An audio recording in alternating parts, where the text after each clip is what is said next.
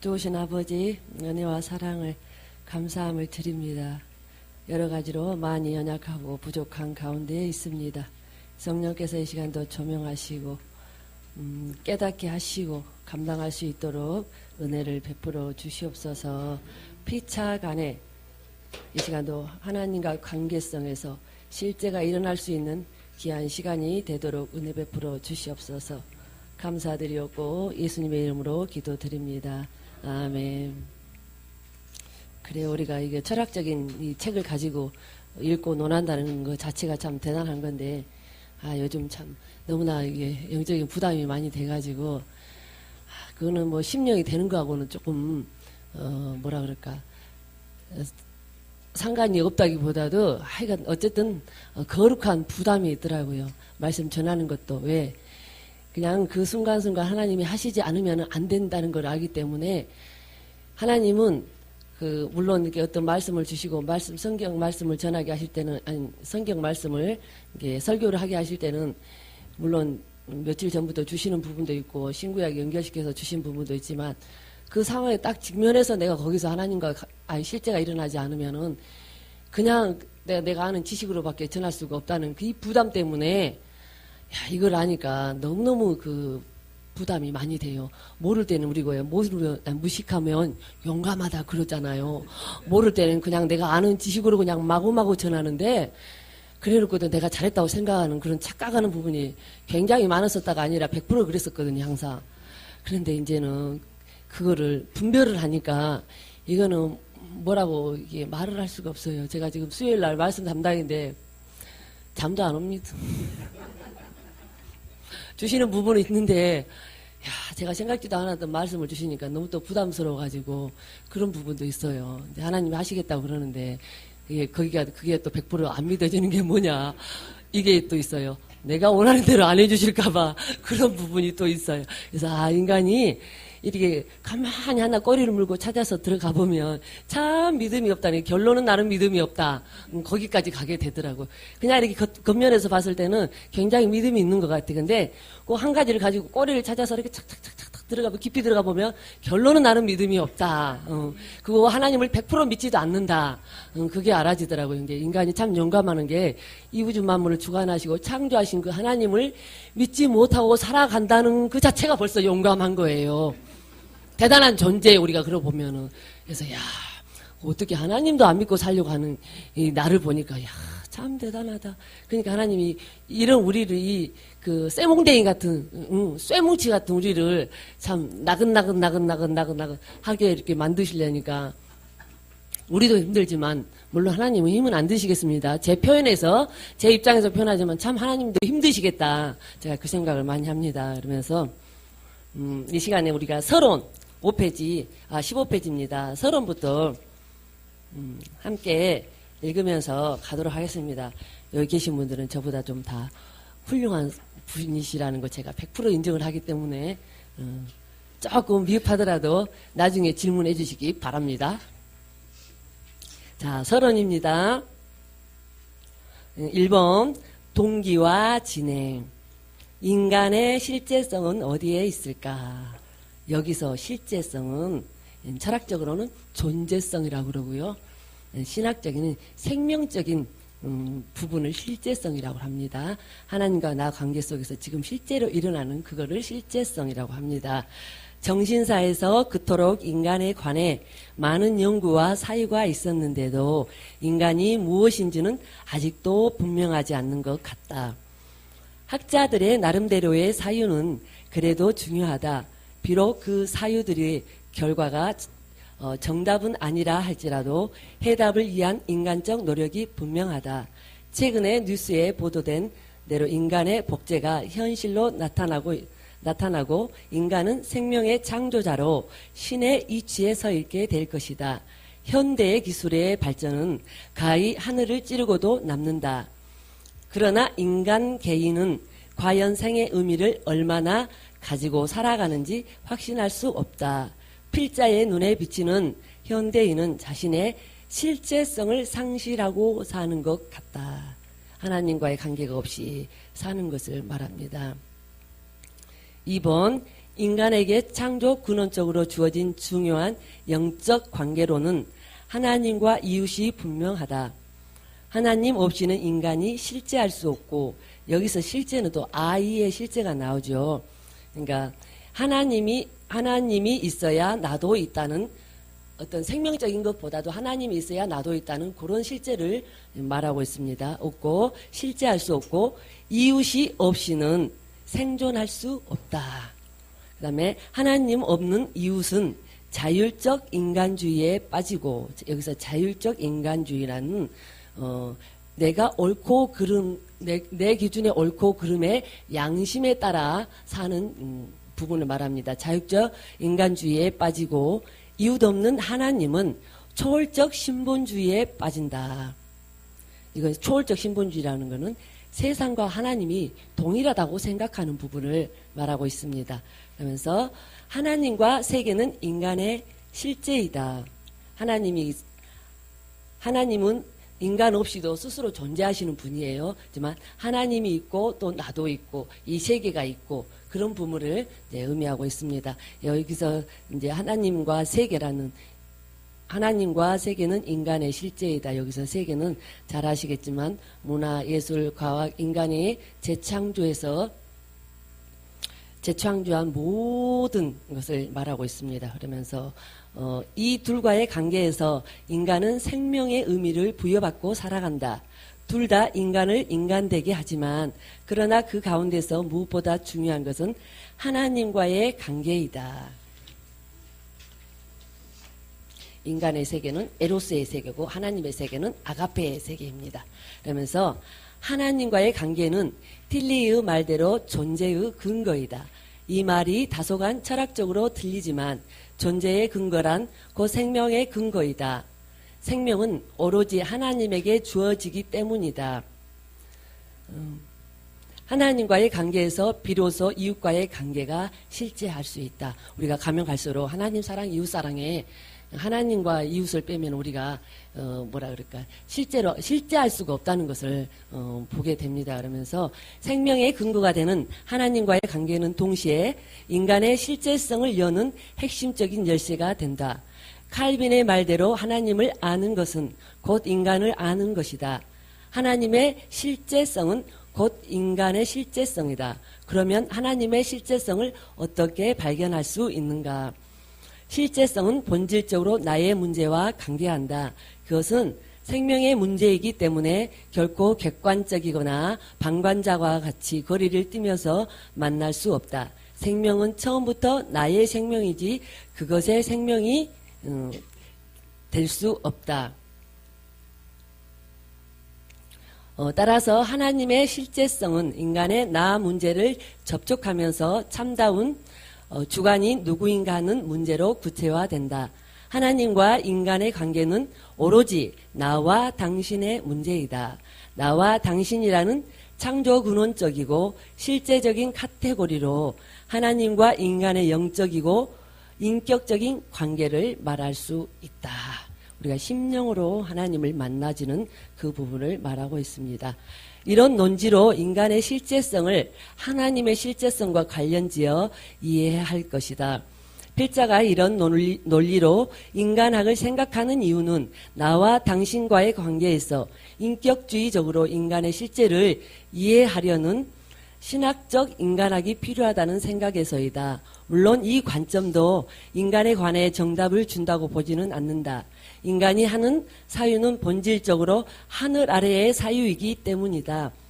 다만 인간에 관해 보다 더 실제적으로 사유했다는 점에서 이 관점을 택한다. 그러면서 7번 본 책에서는 인간의 실제성을 해명하기 위해 4개의 카테고리를 빌려온다. 먼저 야의 하나님과 사람과의 관계이다. 이 관계는 인간이 사람으로 창조되었음을 말해준다. 인간의 본래의 모습이 오로지 하나님으로 인해 사는 존재에 있다는 것을 말해준다. 두 번째 카테고리는 사람과 실존과의 관계이다.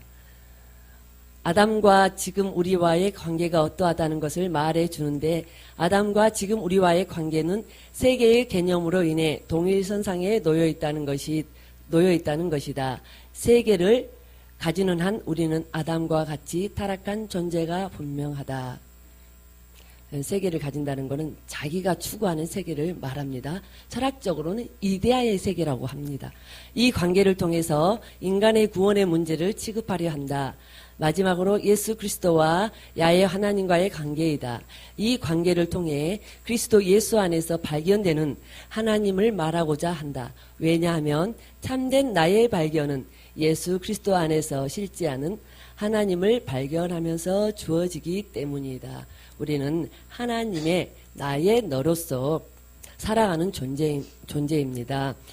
이번 방법론 1. 이 책에서 인간의 실제성을 발견하기 위해, 여기서 실제성은 생명이 있는가 생명이 없는가 그 부분을 말합니다. 하나님과 우리가 실제하는 그 순간만 생명이 되어지고 그것이 영원한 영생으로 이어지는 줄 믿습니다. 인간 자체에서 출발하지 않고 하나님의 실제성에서 출발한다. 그것은 나의 실제성이기 때문이다. 나의 실제성을 설명하기 위해서 인식론적 방법, 이게 무슨 말씀인지 아시죠? 이성으로 분석하는, 쪼개는 그런 부분을 말하고 있습니다. 인식론적 방법이 정당하다고 그다지 믿지 않는다. 인식이란 불가피하게 존재를 그것으로 파악하려는 장본인이기 되기 때문이다. 그것의 세계는 그라마의 세계가 분명하다. 그라마는 실제성 자체가 아니라 실제성에 관한 진리이다. 그라마는 본성적으로 존재가 아니라 존재자를 취급한다. 존재자는 피조물을 말합니다. 존재자는 항상 어떤 존재자를 가리키기 때문에 생명의 문제를 만날 수 없다. 생명은 존재 내지 실제의 문제이기 때문이다. 2번, 사실을 그라마틱하게 기술하려는 노력은, 이게 그라마틱하다는 거는 가짜인데 진짜인 것처럼, 예를 들어 우리가 드라마 같은 거 있지요. 가짜인데, 분명 가짜인데 진짜인 것처럼 우리가 푹 빠져서 보는 부분도 있잖아요. 그라마틱하게 기술하려는 노력은 인간이 보는 존재가 되었기 때문이다. 보는 존재로서 인간은 불가피하게 하나의 관을 가지고 본다. 어떤 틀. 그래서 세계관은 인간의 그라마틱한 창조적 행위이다. 세계관에 관해서 중요하게 취급되는 것은 실제성의 문제가 아니라 진리의 문제이다. 진리의 문제란 무엇이 옳고 그르냐에 관한 문제를 주된 테마로 삼는다. 여기서 그라마는 옳으냐 그르냐를 따지는 문제이지만 실제성은 생명이 있느냐 없느냐의 문제를 말하고 있습니다. 그러나 실제성의 문제는 어떻게 살고 죽느냐 하는 문제를 다룬다. 생명의 문제는 무엇이 옳고 그르냐의 문제가 아니라 죽고 사는 문제이다. 진리의 문제는 그라마의 문제일 수 있지만 실제성의 문제는 그라마의 문제가 결코 아니다. 그것은 푸뉴마의 문제가 분명하다. 그라마 없이는 불편하지만 그래도 살 수 있다. 그러나 푸뉴마 없이는 살 수 없다. 인간은 의미 있게 살아야 하는 존재이기 때문이다. 옳고 그름에 진리 문제가 없으면 생존하기에 불편할 것이다.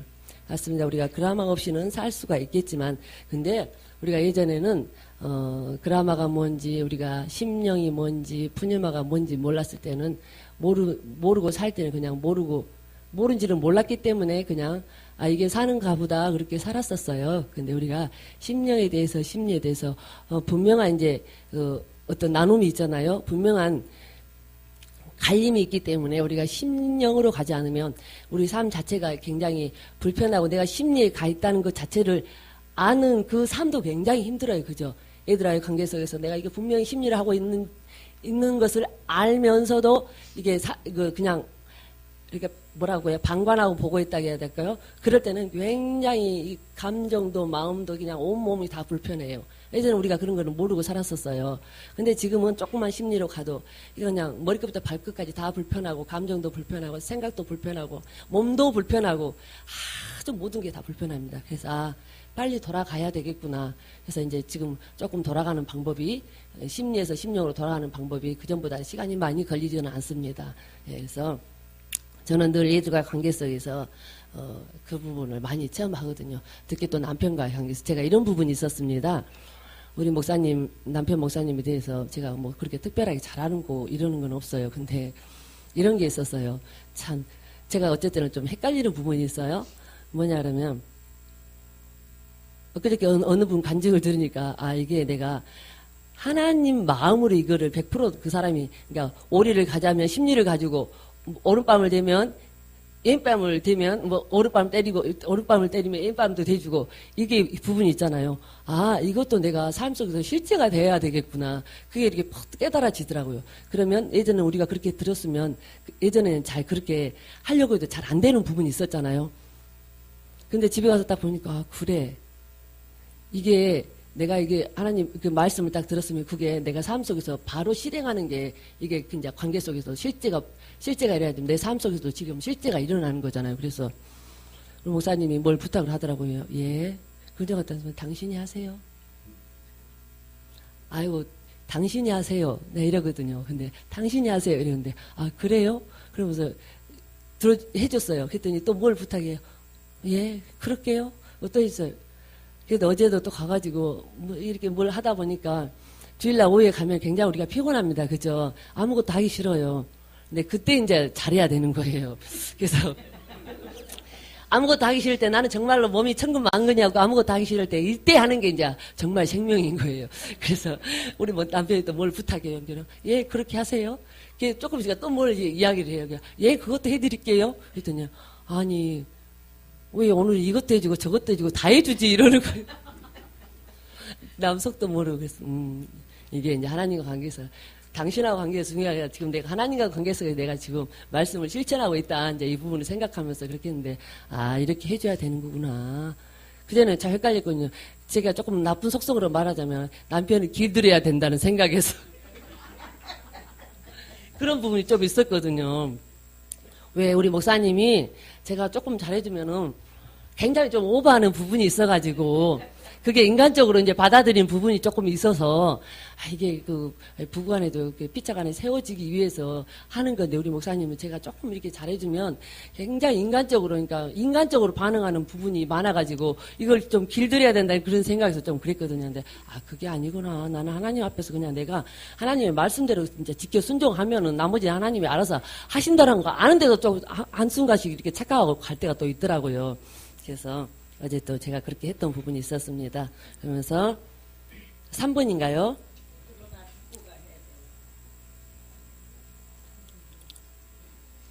예. 그러나 죽고 사는 실제성에 문제가 없다면 그것은 곧 죽음이다. 맞습니다. 이게 죽음이라는 게 어떤 우리 이게 육신의 어떤 목숨을 말하는 게 아니라 하나님과의 관계성에서 순간순간에 생명이 되지 않으면은 죽음이라는 그 부분을 의미하겠습니다. 따라서 인간의 실제성을 찾기 위해 그라마에서 푸뉴마로 가는 길을 택한다. 달리 말해 인식에서 이해로의 길이다. 인식과 이해의 공통점은 둘 다가 알매에 있다는 사실이다. 그러나 인식은 올바른 것으로서의 진리를 아는 것이고 이해는 살아야 하는 의미의 실제성을 아는 것이다. 진리는 무엇이 옳고 그르냐의 문제를 통해서 세상적인 진리를 말하는 것이고 이것은 이제 이해는 우리가 하나님과의 관계 속에서 실제로 그 생명이 일어나는 그 부분을 말하고 있습니다. 이것을 좀 더 포괄적으로 말한다면 인식은 세상을 아는 방식이고 이해는 하나님을 아는 방식이다. 그라마는 인식의 방식으로 올바른 것으로서의 진리를 아는 길이고 푸뉴마는 이해의 방식으로 생명의 실제성을 만나는 길이다. 생명의 실제성은 인간이 이성이 되는 길을 통해 만나는 것이 아니라 마음이 됨으로 만날 수 있다. 그러면서 4번 푸뉴마로 실제를 이해하는 길이 생명의 실제성을 만나는 길이다. 인식이 보는 것에 의존한다면 이해는 듣는 것에 의존한다. 우리는 하나님 앞에 항상 듣는 존재가 되어야 됩니다. 생명의 실제성은 인간이 보아야 하는 것이 아니라 들어야 하는 것이다. 하나의 장미꽃을 예로 들어보자. 이 꽃을 봄으로 인식하고 분석하고 판단하고 개념으로 규정할 수 있다. 인식의 방식으로 그 꽃을 파악하려 한다면 그 결과는 그 장미는 붉고 지금 여기 있다는 판단으로 정결짓게 된다. 그 판단은 분명히 옳은 진리이다. 그러나 이 방식에서는 그 장미가 살아있다는 사실을 결코 연역되거나 추론될 수 없다. 그 꽃의 생명은 결코 인식의 대상이 아니기 때문이다. 그러나 그 꽃의 실제는 생명, 즉 살아있다는 데 있다. 살아서 나에게 말을 걸고 있으며 나에게 의미를 준다는 사실이다. 이 실제성을 인식의 방식으로는 만나지 못한다. 꽃은 반드시 보기만 하는 존재가 아닌 것이다. 오히려 들을 수는 없을까? 그 꽃은 우리가 들음의 상대로 만날 때 하나의 언어가 된다. 그 언어는 듣는 나에게서 일어나는 하나의 말이 되어 생명의 의미로 나타난다. 여기서 비로소 장미의 실제성을 이해할 수 있는 것이다. 아멘.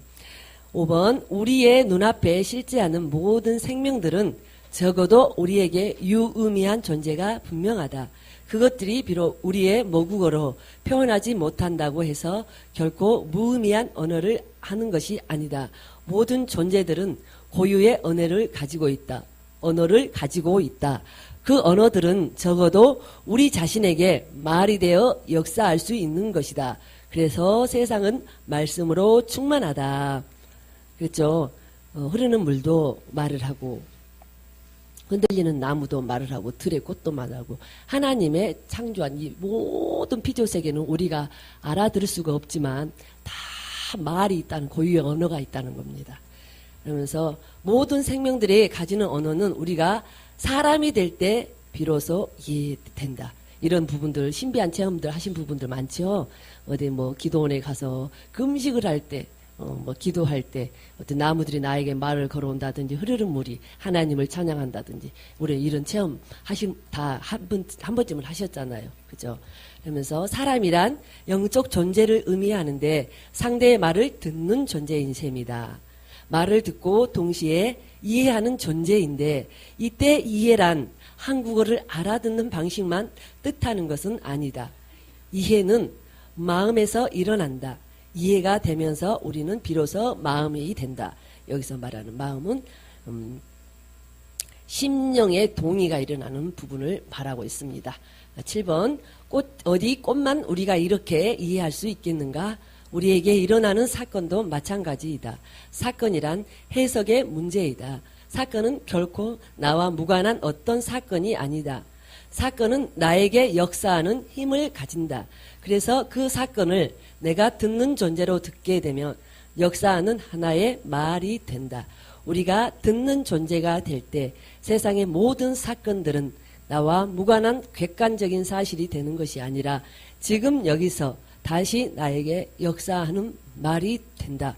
여기에서 하나님의 약속과 심판을 기대하는 종말론적인 신앙으로 나아가게 된다. 우리가 하나님 앞에서 듣는 존재가 된다는 것은 우리가 하나님이 우리에게 어떤 말씀으로 계시를 하든지 환상으로 계시를 하든지 어떤 부분을 통해 딱 계시할 때 우리가 거기에 집중을 하잖아. 딱 주목을 하잖아요. 그럴 때만이 우리가 착착착착 근데 우리가 기도도 일방적으로 우리가 기도를 하면 부르짖는 기도 있잖아. 방언기도. 물론 일방적으로 그냥 부르짖어서 기도하고 딱 끝내고 돌아서 올 때도 있습니다. 그죠? 그렇지만 이 기도를 하면서도 우리가 하나님의 뭐라 그래야 될까? 하나님에게 집중을 하고 하나님이 내게 뭐라고 말씀하시는지 들으려고 했을 때 그 어떤 하나님이 계시로도 알게 하시고 어떤 말씀으로도 통해서 알게 하시고 그냥 하나님이 한번 딱 열어주시면 여기서 머리끝부터 발끝까지 그냥 0.0000001초도 안 걸리게 그냥 다 알게 하신 부분들이 있잖아요. 그래서 우리는 그 하나님 앞에 늘 듣는 존재가 되어야 되는데 이제 우리가 지금은 이제 심령이 되면 듣지 말아야겠도 그냥 자연적으로 듣는 존재가 되어져서 그런 부분이 있더라고요. 내가 들으려고 해서 들은 게 아니라 그냥 하나님이 그냥 뭐라 그럴까요? 제 체험을 보니까 그냥 듣게 하시더라고. 나는 그냥 앉았는데 그냥 하나님이 찾아오셔서 그냥 듣게 하시더라고요. 그러면서 이게 정말로 심령이 되고 정신이 되고 하나님의 정신이 되고 그걸 통해서 내 입으로 나갈 때 그게 그냥 문장이 되는 거구나. 우리가 말하는 우리 입을 통해서 우리가 심령이 되고 하나님의 정신이 되어서 문장으로 나갈 때 그 내가 말하는 어느 하나하나가 그냥 하나님의 인격이고 하나님의 사랑이고 그 자체가 내 입에서 우리 입에서 나가는 그 단어 자체가 그냥 생명이더라고. 생명. 그냥 하나님이더라고요. 아, 이런 부분을 말씀하고 계시는구나. 그러면서 그런 전염이 우리가 매 순간에 일어났으면 참 좋겠습니다. 우리가 이제 온전한 심령이 되어지면 분명히 그렇게 되어질 것을 믿습니다. 그러면서 어디 꽃만 우리가 이렇게 이해할 수 있겠는가? 우리에게 일어나는 사건도 마찬가지다. 사건이란 해석의 문제이다. 사건은 결코 나와 무관한 어떤 사건이 아니다. 사건은 나에게 역사하는 힘을 가진다. 그래서 그 사건을 내가 듣는 존재로 듣게 되면 역사하는 하나의 말이 된다. 여기 했네요. 우리가 듣는 존재가 될 때 세상의 모든 사건들은 나와 무관한 객관적인 사실이 되는 것이 아니라 지금 여기서 다시 나에게 역사하는 말이 된다. 여기에서 하나님의 약속과 심판을 기대하는 종말론적인 신앙으로 나아가게 된다. 여기 했습니다. 8번 더 중요한 사실이 있다. 우리가 그라마는 그냥 만나지 못한 지식으로 아는 부분을 말하고 있습니다. 푸뉴마를 발견해야, 푸뉴마는 실제 만남이라는 걸 아시죠? 푸뉴마를 발견해야 하는 이유는 성경이 하나님의 말씀이기 때문이다. 성경은 기록된 말씀이지만 거기에서 살아있는 하나님의 말씀을 발견할 수 있는 근거는 푸뉴마와 만나지 않으면 불가능할 것이다. 인식의 방식으로 성경을 본다면 성경은 저자들의 신학이나 신앙 고백으로 파악되겠으나 이해의 방식으로 푸뉴마를 만난다면 그 말씀은 나에게 말을 거는 살아있는 하나님의 말씀으로 받게 되는 것이다. 9번에 그라마가 아니라 푸뉴마를 만나는 방식으로 실제를 이해해야 하는 가장 중요한 이유는 설교의 실제성 때문이다. 설교는 분명히 특정 목사가 성경을 근거로 해서 자신의 신앙과 신학적 사유를 반영하는 말이다. 그 설교를 살아있는 하나님의 말씀으로 받게 되는 근거는 무엇인가? 그 설교를 그라마로 듣게 되면 그것은 하나님 말씀이 될 수 없다. 푸뉴마로 이해할 때 비로소 그 설교는 지금 여기서 나에게 말을 거는 하나님의 말씀이 된다. 그라마는 나와 그것의 관계를 만들고 우리를 특정의 세계관 안에 거하게 한다. 그러나 푸뉴마는 나와 너의 관계로 우리를 상대와 만나게 한다. 그래서 하나님을 당신으로 만나는 것이다. 그 당시 유대인들에 의해 억울하게 죽은 예수의 죽음이 2000년의 시간 간격을 넘어서 서서 지금의 나에게 나를 위한 죽음으로 인정되는 것이다.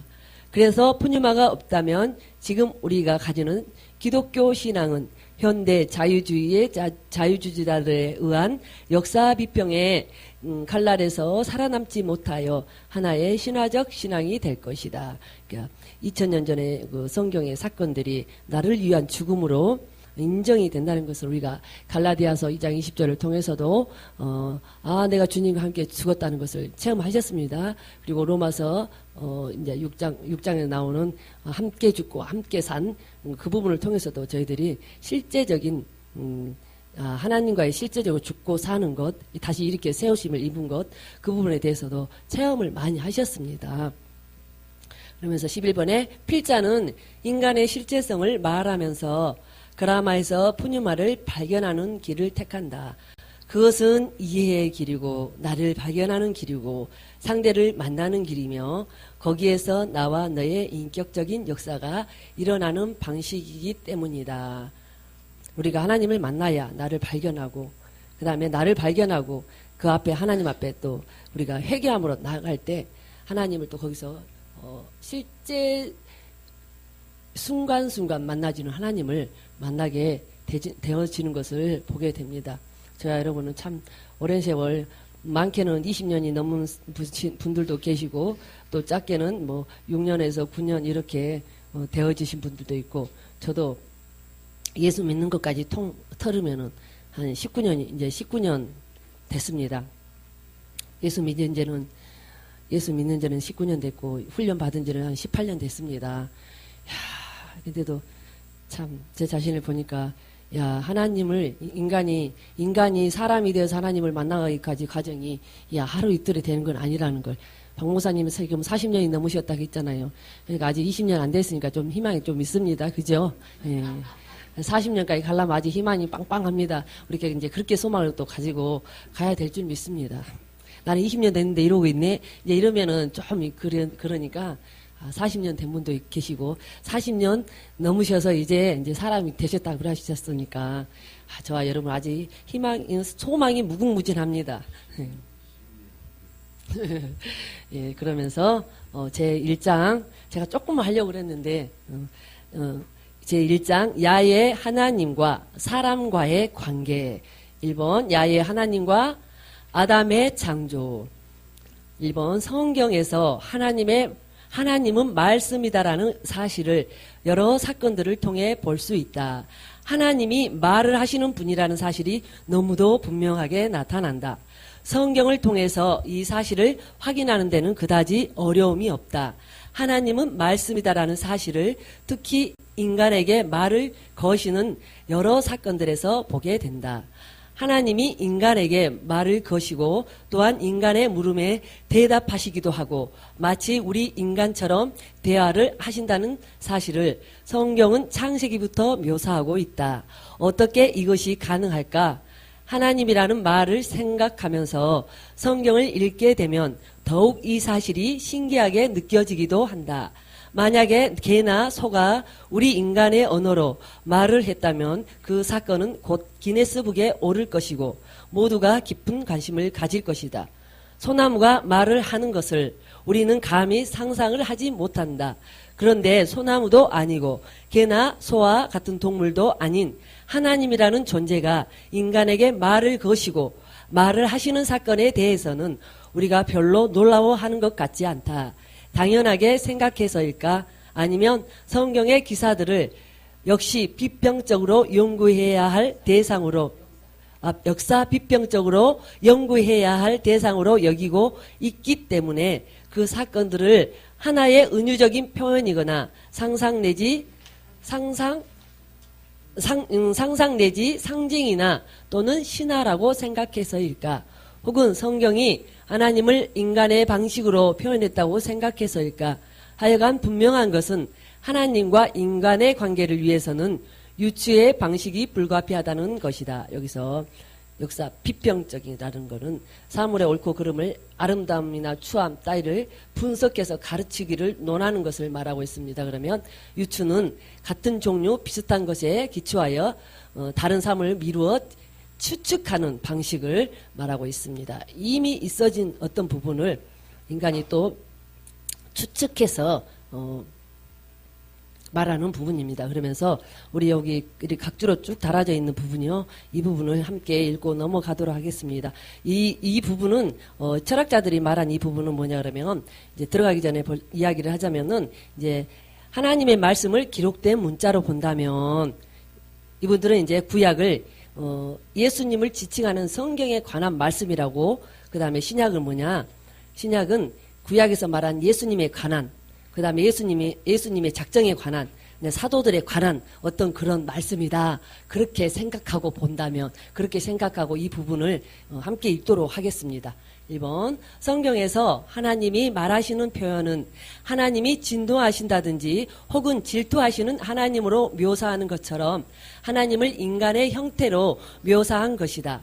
이 방식은 현대인들에게는 때로는 고지식하고 부적합한 표현으로 간주되기도 한다. 틸리에 따르면 이런 표현들은 하나의 상징인데 이런 상징들은 인간이 유한한 자신의 영역을 초월해서 추상적인 존재론적 개념들 속에서 확장하려고 노력할 때 생기는 것으로 내용의 참된 의미를 희석시킨다고 비판한다. 예를 들어 인격적인 하나님이라는 표현도 틸리에 따르면 하나님이 인격이라는 의미가 아니라 하나님이 인격적인 것의 근거가 된다는 뜻이며 그것은 하나님 자신 속에서 인격적인 것의 존재론적 힘을 가진다는 뜻으로 이해되어야 한다고 생각한다. 슐라이어 마허도 유한자에게 붙어있는 신에 대한 인간의 생각들을 잘 정리해서 인간적으로 표현한 것들과 참 의미의 것들을 가능한 한 손상시키지 않고 처리하는 것을 자신의 신학적 과제로 삼았다. 그다음에 윙웰도 이런 점에서 하나님에 대한 인간의 말은 어떻든 인간의 형태로 표현한 말이라고 생각한다. 왜냐하면 언어란 인간이 자기 스스로 세계와 더불어 사용되어 그 자신이 어떻든 인간으로서 거기 있는 사건이기 때문이다. 그래서 그는 인간이 언어로 표현한 것은 그가 말한 것을 명확하든 명확하지 않든 자기 스스로와 함께 말했다는 점에서 인간의 형태로 말하는 것이다라고 주장한다. 여기서 하나님이 말하시는 사건도 특정 언어로 인간에게 말을 걸었다는 것으로 문자적으로 이해하기보다는 관계라는 존재의 근거에서 이해해야 할 것이다. 골비처는 유추의 문제는 기독교 신학이 하나님에 관해 인간이 말해야 하는 하나의 사유라는 점에서 우리에게 주어진 과제라고 규정한다. 선포를 인간의 말로 표현해야 하는 기독교 신학은 하나님의 존재와 직접 관계하는 것이 아니라 하나님의 계시에서 나타난 하나님의 인간에게 행하심과 관계하기 때문에 불가피하다는 것이다. 하나님의 존재는 유추적 방식으로 파악되지 않는다. 그러나 우리에게 행하신 그의 역사적 행하심은 유추의 방식으로 파악될 수 있다고 한다. 바르트는 유추의 불가피성을 인식하면서 인간을 가지고 하나님을 유추하는 본질 유추가 아니라 하나님이 인간 안으로 유입되었다는 근거에서 하나님을 파악하는 관계 유추의 방식을 자신의 신학에 도입한다. 본 책에서 인간의 실제성을 설명하기 위한 테마로 취급되는 나와 너의 카테고리 역시 전자의 방식이 아니라 후자의 방식에 해당된다고 본다. 하면서 위에 2번으로 넘어가겠습니다. 종교개혁자들의 위대한 발견이 있다면 그것은 하나님의 말씀이다라는 사실이다. 물론 이 말은 그들의 신학적 사상을 대변한 것이기도 하면서 동시에 성경에 묘사된 하나님을 신학적으로 잘 표현한 말이 분명하다. 왜냐하면 성경에서 하나님은 처음부터 인간에게 말을 거실 뿐 아니라 인간의 말을 듣는 인격적인 하나님으로 나타나기 때문이다. 하나님은 말씀이다 는 말을 정확하게 표현한다면 하나님은 인간에게 말을 거시는 말이 된다는 의미이다. 흥미로운 사실은 성경에서는 하나님의 말을 거시는 행위가 인간의 타락과 상관없이 나타나고 있다는 것이다. 인간의 타락 전에 말을 거신 것보다 오히려 인간의 타락 후에 말을 거신 것이 더 많고 다양하다는 사실이다. 타락 전에는 하나님은 인간에게 일방적인 명령과 금지의 형태로 말을 거셨다. 인간의 불순종 이전에는 하나님이 그들에게 복을 주시며 그들에게 이르시되 생육하고 번성하여 땅에 충만하라, 땅을 정복하라, 모든 생물을 다스리라고 하셨고 여호와 하나님이 그 사람에게 명하여 가라사대 동상 각종 실과는 내가 임으로 먹되 선악을 알게 하는 나무의 실과는 먹지 말라. 내가 먹는 날에는 정령 죽으리라 하시느니라고 기록되어 있다. 그런데 인간의 타락 후에는 이보다 훨씬 다양한 방식으로 말을 거신다. 그 말거심의 방식은 하나의 대화의 방식이다.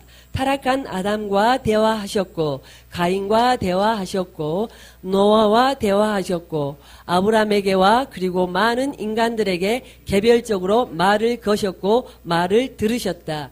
타락 전의 말 거심은 명령과 금지의 형태를 가지는데 이것은 창조된 인간이 반드시 지켜야 하는 말이었다. 지키지 않으면 심각한 문제가 생기는 말이고 이 문제는 하나님 편에서 생기는 것이 아니라 인간 편에서 발생한다는 것을 암시하는 말이었다. 인간이 하나님의 말을 듣지 않으면 심각한 문제가 발생한다는 것을 전제로 한 말이었다. 달리 말하면 창세기 2장 16절 이하의 말씀은 인간의 불순종을 염두에 둔 말씀이었고 인간이 가지게 되는 실제성 상실을 예언하신 금지의 말씀이었다. 즉 하나님이 인간에게 그 일을 금지하셨을 때 이미 인간이 선악과를 따먹을 것과 자신의 말을 불순종할 것을 미리 아시고 하신 금지의 말씀이었다. 하나님의 금지의 말씀은 곧 사람의 죽음을 전제로 한 금지였다. 자신의 말을 듣지 않고 선악과를 먹고 타락하여 죽는 사람을 미리 아시고 하신 금지의 명령이었다. 하나님이 불순종한 인간에게 죽음을 예언하셨는데 아담에게 임한 죽음이란 과연 무엇일까? 아담의 죽음이 무엇인가를 생각해 볼 때 분명한 것은 그 죽음이 오늘 우리가 이해하는 죽음이 아니라는 사실이다. 왜냐하면 우리는 이미 타인의 죽음을 경험한 자들이고 죽음에 대한 교육과 선지식과 경험들을 가지고 있다. 그리고 죽음에 대한 관념과 사상도 가지고 있다. 그러나 당시의 아담은 아직 죽어보지 못한 사람이었고 타인의 죽음조차 경험할 수 없었던 사람이었다. 그에게 죽음에 대한 관념이 아직 없었다. 이런 아담에게 하나님이 죽음을 예언한 것은 그 죽음은 오늘 우리가 이해하는 바의 죽음이 아니었다고 할 수 있다. 아담에게 임한 죽음을 이해하기 위해서 반드시 아담의 창조를 이해해야 한다. 왜냐하면 아담의 죽음은 곧 아담의 창조에 대항하는 죽음이기 때문이다. 아담의 창조에 대해서 창세기 1장과 2장은 비슷한 기사를 우리에게 소개한다. 창세기 1장에서는 하나님이 자기 형상, 곧 하나님의 형상대로 사람을 창조하시되 남자와 여자를 창조하시고 라고 기록되어 있다. 사람의 창조에 관해 창세기 2장에서는 여호와 하나님이 흙으로 사람을 지으시고 생기를 그 코에 불어넣으시니 사람이 생명이 된지라고 기록되어 있다. 창세기 1장과 2장은 사람의 창조에 대해 마치 동호 반복으로 기록하고 있는 것 같이 보이지만 사실은 동호 반복이 아니라 1장은 인간이 하나님의 형상으로 창조되었다는 것을 설명하고 있고 2장은 하나님의 형상이 사람임을 밝히고 있다. 즉 인간은 하나님의 형상으로서 사람이라는 것이다. 사람이란 하나님의 상을 드러내는 존재로서 오직 하나님으로 인해 사는 존재임을 뜻한다. 달리 말하면 사람의 생명은 곧 하나님인 것이다. 사람은 처음부터 하나님의 사람으로 창조된 것이다. 하나님의 영으로 인해 사는 존재가 바로 사람인 것이다. 하나님을 반영하고 드러내는 상이라는 것입니다. 그러면서 5번 하나님의 사람으로 창조된 아담, 즉 사람은 하나님의 말씀을 들어야 사는 존재인 것이다. 그런데 아담은 하나님의 말씀을 듣지 아니하고 불순종하여 하나님 앞에 타락했다. 그 결과로 죽음이 임하게 되었는데 그래서 그에게 임한 죽음이란 곧 사람의 죽음이었다. 사람의 죽음이란 더 이상 사람이 아닌 것을 뜻한다. 즉 하나님으로 인해 사는 존재로서의 사람이 더 이상 하나님으로 인해 살지 않는 존재가 되었다는 것을 뜻한다. 영적인 죽음을 말하지요. 하나님의 영으로 사는 존재인 아담은 더 이상 하나님의 영으로 살지 않는 존재, 즉 하나님의 호흡이 중단된 존재를 의미한다. 사람의 죽음이란 인간이 더 이상 하나님의 영으로 살지 않는 존재가 되었음을 뜻한다. 사람의 죽음은 아담이 더 이상 사람이 아니라는 것을 의미한다. 아담은 사람으로서 하나님의 금지 형태의 말을 거역하면서 더 이상 하나님으로 인해 살 수 없는 존재가 되었다. 사람으로 창조된 아담은 불순종 이후 더 이상 사람이 아니었다. 우리가 이제 심령, 심리에 대해서 이제 분별을 하고 체험도 하고 그래 보니까 하나님으로 살지 않는 거는 하나님으로 사는 건 다 심령이지만 하나님으로 살지 않는 모든 것은 심리잖아요. 그럼 심리는 뭐냐?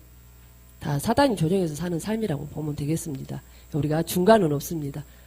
심령으로 살 것이냐, 심리로 살 것이냐. 그러니까 우리가 하나님으로 살 것이냐, 사단에 조종받는 삶으로 살 것이냐. 둘 중에 하나입니다. 그렇게 생각하면 참 간단하고 그렇게 생각해보면 참 무섭고 그죠? 참 두려운 말이에요. 그죠? 그래서 지금까지 우리가 참 살았던 삶을 돌아보면 그것들에게 다 조정받아서 우리가 이게 온전한 껍데기가 되어서 이게 이 껍데기 안에 주님으로 다 채워줘야 되는데 우리는 머리끝부터 발끝까지 다 사단으로 채워서 그렇게 그냥 막 이렇게 사단을 담고 다니는 존재가 됐었습니다. 그죠? 이렇게 다 이게 다 사단을 담고 다니는 그릇이었어요, 사실은. 근데 이제 그거를 점점 비우고 청소가 깨끗이 되어지면 머리끝부터 발끝까지 온전히 주님으로 하나님으로 채워주는 존재가 될 줄 믿습니다. 그래서 6번 사람이 어떤 존재인가를 알기 위해서 우리는 인간에게서 출발할 수 없다. 왜냐하면 인간의 실제성은 단순히 인간학의 문제가 아니라 오히려 신학의 주제이기 때문이다. 인간의 실제성은 하나님의 실제성에 의해 밝혀지는 문제이기 때문이다. 따라서 사람을 이해하기 위해 하나님에게서 출발해야 한다. 하나님에게서 출발해야 한다는 것은 하나님의 실제성을 말해주는 말에서 출발해야 함을 뜻한다. 하나님의 실제성을 말해주는 말이란 하나님이 인간에게 스스로 자신을 계시하신 말이어야 할 것이다. 아멘. 우리는 그 말을 성경 출애굽기 3장에서 찾아본다. 거기에서 하나님이 모세에게 자신의 이름을 소개하시는 기사가 나오는데 하나님은 자신을 야훼라고 밝히셨다. 하나님이 430년간 애굽에서 핍박을 받던 이스라엘 백성들을 모세를 통해 구원하시기로 작정하시고 모세를 호렙산에서 부르시고 이스라엘을 인도할 것을 명하셨다. 이 명을 듣고 모세는 자신을 애굽으로 보내려는 분의 이름을 묻게 되는데 모세의 질문에 하나님은 스스로 야훼라고 하신 것이다. 이것은 하나님이 야훼라는 이름을 가졌다는 의미가 아니라 하나님이 야훼이시기 때문이다.